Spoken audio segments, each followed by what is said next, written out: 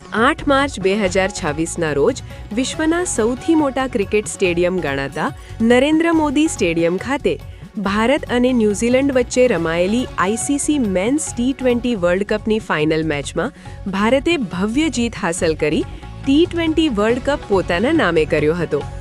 ભારતની ઐતિહાસિક જીત બાદ સમગ્ર દેશમાં આનંદ અને ઉત્સાહનો માહોલ છવાઈ ગયો હતો. ભારત ટીમના વિજય સાથે દેશભરમાં દિવાળી જેવો માહોલ જોવા મળ્યો હતો. શહેરો અને ગામડાઓમાં લોકો જાહેર માર્ગો પર ઉતરી તિરંગા લહેરાવતા અને ઢોલ નગારા સાથે જશ્ન મનાવતા જોવા મળ્યા હતા.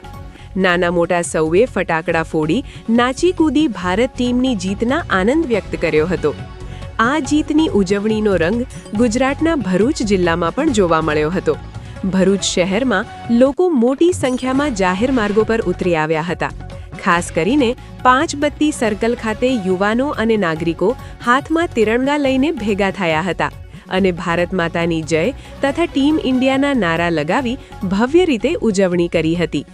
ઉજવણી દરમિયાન કોઈ અનિચ્છનીય બનાવ ન બને તે માટે ભરૂચ શહેર પોલીસ દ્વારા વિવિધ વિસ્તારોમાં ચુસ્ત પોલીસ બંદોબસ્ત પણ ગોઠવવામાં આવ્યો હતો. પોલીસ દ્વારા ટ્રાફિક વ્યવસ્થા સુચારુ રહે તે માટે ખાસ દેખરેખ રાખવામાં આવી હતી.